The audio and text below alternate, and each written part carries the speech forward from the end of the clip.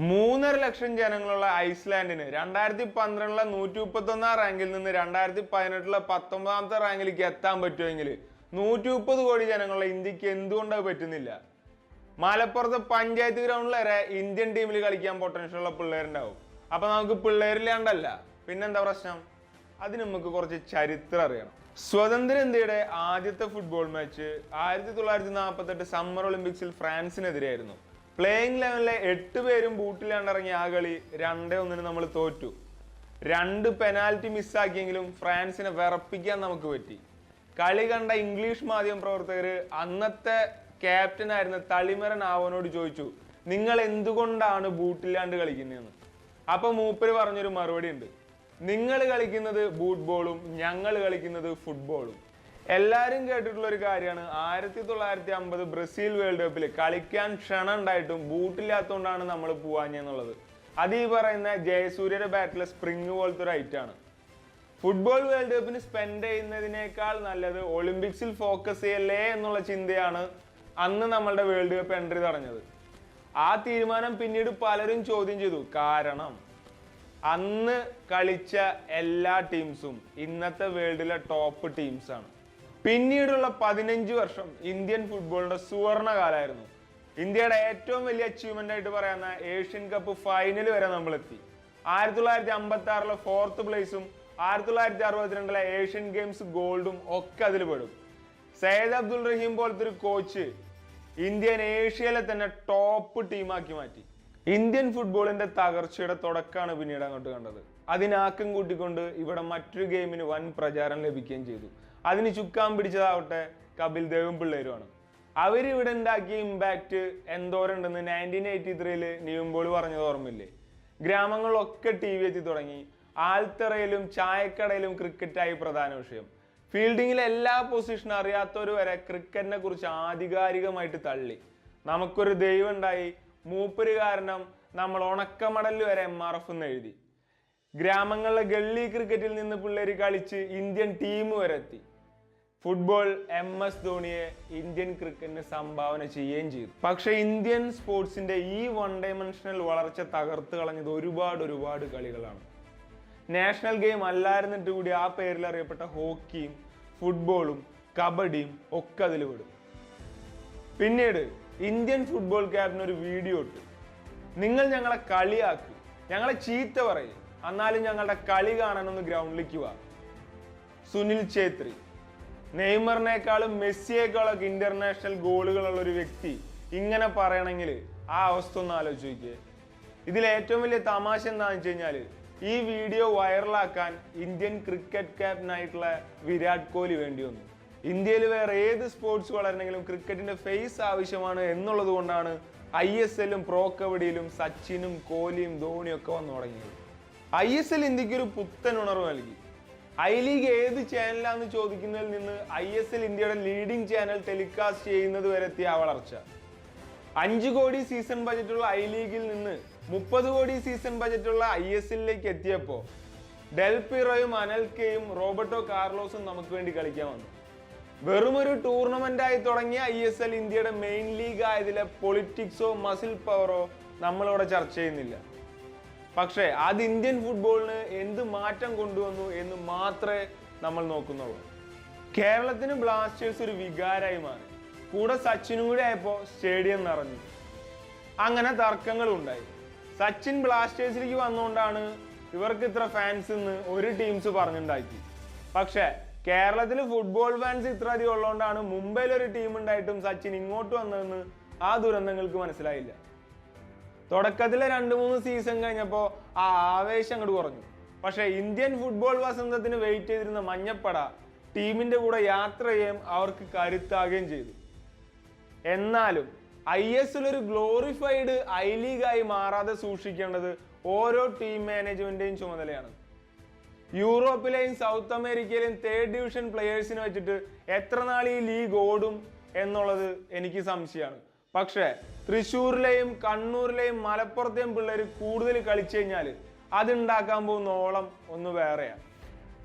Alexander Arnold 21ാമത്തെ വയസ്സിൽ ലിവർപൂളിന്റെ legend ആയത് അവൻ ആ നാട്ടിൽ ജനിച്ചു വളർന്ന പയ്യനായോണ്ടാ. നമ്മുടെ നാട്ടിലൊരു ഫുട്ബോൾ ഫാൻ അവന്റെ ഫേവറേറ്റ് ടീമിന്റെ കളി കാണുന്നത് പുലർച്ചെ 1 മണിക്കോ 2 മണിക്കോ ആയിരിക്കും. അത്രയും ആത്മാർത്ഥമുള്ള ഒരുത്തൻ ഇന്ത്യയിൽ ഒരു നല്ല കളി ഉണ്ടെങ്കിൽ അത് കാണാതിരിക്കില്ല. പ്രീമിയർ ലീഗിന്റെ സ്റ്റാൻഡേർഡിലേക്ക് ഒരു രാത്രി കൊണ്ട് എത്താം എന്നുള്ള വ്യാമോഹം ഇവിടെ ആർക്കുമില്ല. പക്ഷെ ISLന്റെ ക്വാളിറ്റി കൂടുന്ന പേസ് ഇത് പോരാ. അതെങ്ങനെ അച്ചീവ് ചെയ്യാം എന്ന് നോക്കാം. പുതിയ നാഷണൽ എഡ്യൂക്കേഷൻ പോളിസി വെച്ചിട്ട് സ്പോർട്സിന് വലിയ ഇമ്പോർട്ടൻസ് ആണ് കൊടുത്തിട്ടുള്ളത്. ഒരു കുട്ടിക്ക് അവരുടെ ഇഷ്ടങ്ങൾ വളരെ നേരത്തെ ഡെവലപ്പ് ചെയ്യാൻ പറ്റുന്ന രീതിയിലാണ് അതുള്ളത്. ഒരു കുട്ടിക്ക് ചെറുപ്പത്തിലെ ഫുട്ബോളിനെ കുറിച്ച് അറിവുണ്ടെങ്കിൽ മാത്രമേ അത് വേണോ വേണ്ടയോ എന്നുള്ള തീരുമാനം എടുക്കാൻ പറ്റൂ. അപ്പൊ പിള്ളേർക്ക് അതിനുള്ള ഓപ്ഷൻ ഉണ്ടാക്കി കൊടുക്കുക എന്നുള്ളതാണ് ഫസ്റ്റ് പ്രയോറിറ്റി.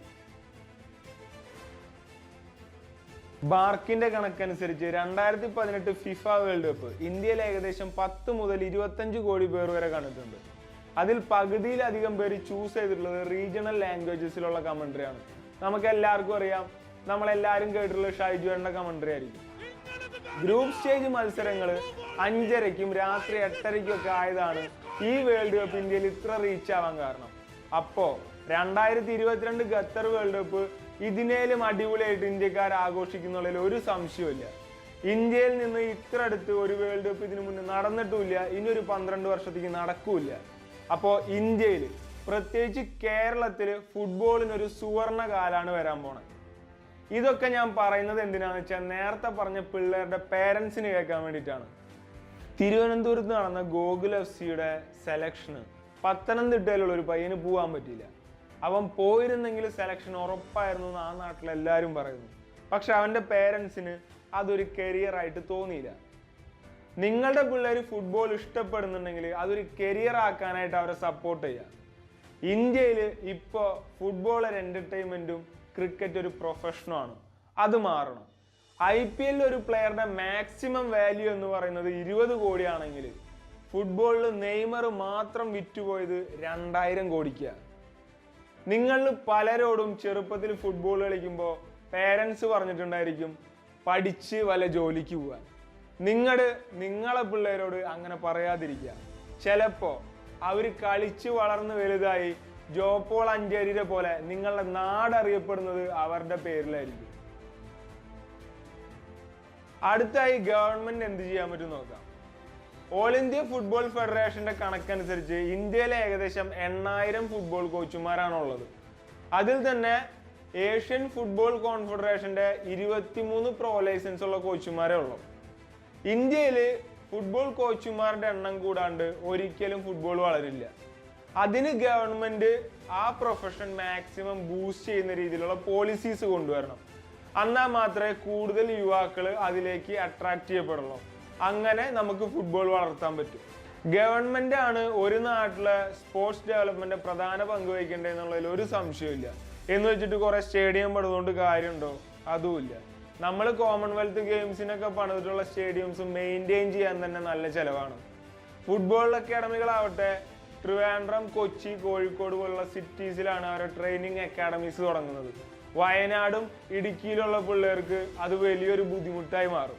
അതിന് നമുക്ക് ചെയ്യാൻ പറ്റുക ഡീസെൻട്രലൈസേഷൻ എന്നുള്ള മെത്തേഡാണ്. നമ്മുടെ നാട്ടിൽ ടർഫുകൾ വന്നുകൊണ്ടിരിക്കുകയെന്ന് എല്ലാവർക്കും അറിയാം. അതിന് ഗവൺമെന്റിന് ചെയ്യാൻ പറ്റുന്ന കാര്യം എന്ന് വെച്ചാൽ ടർഫ് പണിയുന്നതിന് കൂടുതൽ ലോണുകൾ പ്രൊവൈഡ് ചെയ്യുക. അതുപോലെ തന്നെ ടർഫിന്റെ ഓണർ ഒരു ഫുട്ബോൾ കോച്ച് ആണെങ്കിൽ ആ ടർഫിന് കൂടുതൽ സബ്സിഡികൾ പ്രൊവൈഡ് ചെയ്യുക. ഇതിൽ നിന്ന് കോച്ച് എന്താ ചെയ്യേണ്ടതെന്ന് വെച്ച് കഴിഞ്ഞാൽ ആ ടർഫിൽ വർഷത്തിലൊരു 100 കുട്ടീനെങ്കിലും ട്രെയിൻ ചെയ്യിപ്പിക്കുക. ഈ ട്രെയിനിങ്ങിന് അദ്ദേഹത്തിന് 500 1000 ഫീസായി മേടിക്കാം. ബാക്കി സമയങ്ങളിൽ റവന്യൂവും കിട്ടും.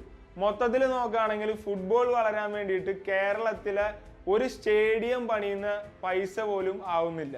പാടത്തും പറമ്പത്തും കളിച്ചു വളർന്ന നമ്മളെപ്പോലുള്ള ആളുകൾക്ക് ടർഫ് എക്സ്പീരിയൻസ് ചെയ്യാനുള്ള ഒരു അവസരമാവും. ഫുട്ബോളിന്റെ ക്വാളിറ്റി കൂടുകയും ചെയ്യും. ഫുട്ബോൾ ജീവനായി കണ്ടുകൊണ്ടിരിക്കുന്ന കോച്ചുമാർക്ക് വേണ്ട ഫൈനാൻഷ്യൽ സപ്പോർട്ട് കൂടി കൊടുക്കുകയാണെങ്കിൽ ഇന്ത്യ വേൾഡ് കപ്പിൽ ഗോൾ അടിക്കുന്നത് കാണാൻ അധികം കാത്തിരിക്കേണ്ടി വരില്ല. MK ജോസഫ് സാറിനെ പോലുള്ള ഒരു DGPക്ക് നമ്മുടെ സത്യേട്ടനെയും വിജയേട്ടനെയും പാപ്പഞ്ചേട്ടനെയും ഒക്കെ കണ്ടെത്താൻ പറ്റുമെങ്കിൽ കണ്ടെത്താതെ പോയ എത്ര പ്ലെയേഴ്സ് ഉണ്ടായിരിക്കും? അങ്ങനെ ഒരു സാഹചര്യം ഇനി ഉണ്ടാവരുത്. ഒരു സാധാരണ ഫുട്ബോൾ പ്ലെയർ പഞ്ചായത്ത് മേളയിൽ തുടങ്ങി college, university, Santosh Trophy, national team, ഇതിലൊക്കെ കടന്നു വരുമ്പോൾ അവൻ ഫേസ് ചെയ്തിട്ടുള്ള പൊളിറ്റിക്സും നെപ്പോട്ടിസും കാസ്റ്റിസും ഒക്കെ മാത്രം ചിന്തിച്ചാൽ മതി അവനോടുള്ള റെസ്പെക്റ്റ് കൂടാനായിട്ട്. ഇതൊക്കെ മറികടക്കാൻ അവനെ പ്രേരിപ്പിച്ചത് പണത്തിനോടുള്ള ആർത്തിയല്ല, അത് ഫുട്ബോളിനോടുള്ള പാഷനാണ്. ഐവറി കോസ്റ്റിൽ വർഷങ്ങളായി നടന്നുകൊണ്ടിരുന്ന സിവിൽ വാർ ദ്രോഗ്ബ മുട്ടുകുത്തി നിന്ന് അപേക്ഷിച്ചപ്പോൾ നിർത്താൻ പറ്റിയിട്ടുണ്ടെങ്കിൽ, സൗത്ത് അമേരിക്കയിലും ആഫ്രിക്കയിലും വയറൊട്ടിയ പിള്ളേരുടെ വിശപ്പ് മാറ്റാൻ പറ്റിയിട്ടുണ്ടെങ്കിൽ ഫുട്ബോൾ വെറൊരു ഗെയിമല്ല.